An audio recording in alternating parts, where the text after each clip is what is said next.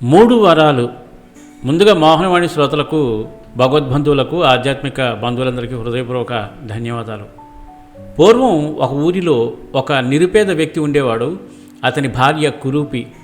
తన పేదరికం కన్నా భార్య కురూపిత్వమే అతన్ని అమితంగా బాధించేది. ఒకరోజు అతను నదికి వెళ్ళి స్నానం చేసి సూర్య నమస్కారాలు చేశాడు. ఆ తర్వాత అక్కడే కూర్చుని సూర్యుని వైపు చూస్తూ, నిన్నందరూ లోకబంధువుడని, భక్త సులభుడు అని అంటారు కదా, నాకు మాత్రం వరాలను ఎందుకు ఇవ్వవు అంటూ ప్రార్థించాడు.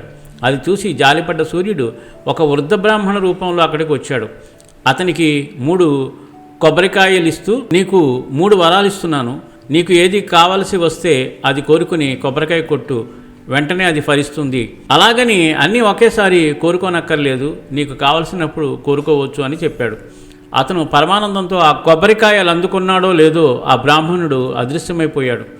అతనికి దూరంగా భార్య నీళ్ళబిందుతో కనిపించింది. ఎండ కూడా ఆమె మీద పడుతోంది. భార్య మరీ అనాకారిగా కనిపించింది. దాంతో ఇక ఉండబట్టలేక తన భార్య అతిలోక సుందరిగా మారిపోవాలంటూ ఒక కొబ్బరికాయ కొట్టాడు. అంతే, ఆమె అద్భుత సౌందర్య రాశిగా మారిపోయింది.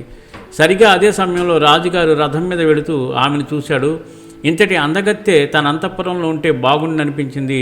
ఆమెను చేయి పట్టుకుని రథంలో కూర్చుండబెట్టుకుని అక్కడి నుంచి వేగంగా వెళ్ళిపోసాగాడు. అది చూసిన బ్రాహ్మణుడు తన భార్య ఒక పెద్ద ఎలుకబంటిలా మారిపోవాలనుకుంటూ మరొక కొబ్బరికాయ కొట్టాడు. రథంలో ఉన్న ఆమె ఎలుకబంటిగా మారిపోవడంతో రాజుకు మతిపోయింది. కొంపదీసి ఈమె ఏమైనా మంత్రగత్తె ఏమో అనుకుంటూ రథం మీద నుంచి ఒక్క తోపు తోసేసి వేగంగా వెళ్ళిపోయాడు. ఆ భల్లూకం తన మీదికి రాసాగింది. దాంతో దిక్కుతోచని ఆ వ్యక్తి తన వద్ద ఉన్న చివరి కొబ్బరికాయ కూడా కొట్టి ఆమె తిరిగి ఎప్పట్లా మారిపోవాలని కోరుకున్నాడు. వెంటనే అతని భార్య తిరిగి మామూలుగా కురిపిలా మారిపోయింది. భగవంతుడే కనికరించి 3 వరాలు ఇచ్చిన ఆ 3 వరాలు అతని పాలిట నిష్ఫలంగా మారిపోయాయి. అతను బీదవాడిగా, ఆమె అనాకారిలాగా మిగిలిపోయారు. ఏమైనా సద్వినియోగం చేసుకునే నేర్పు మనలో లేనప్పుడు ఎన్ని వరాలు ఇచ్చినా ప్రయోజనం ఉండదని చెప్పడానికి ఇది ఉదాహరణ. అతను తెలివితేటలను, వివేకాన్ని ఉపయోగించి ఉంటే తన జీవితాన్ని మార్చివేసే వరాలను కోరుకుని ఉండేవాడు. అందుకే మనిషికి విద్య, వివేకం, వివేచన ముఖ్యమని చెప్పారు పెద్దలు.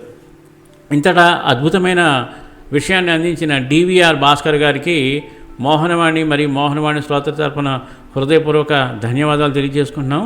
సర్వేజన సుఖనో భవంతు, లోకా సమస్త సుఖనో భవంతు. ధన్యవాదాలు. స్వస్తి.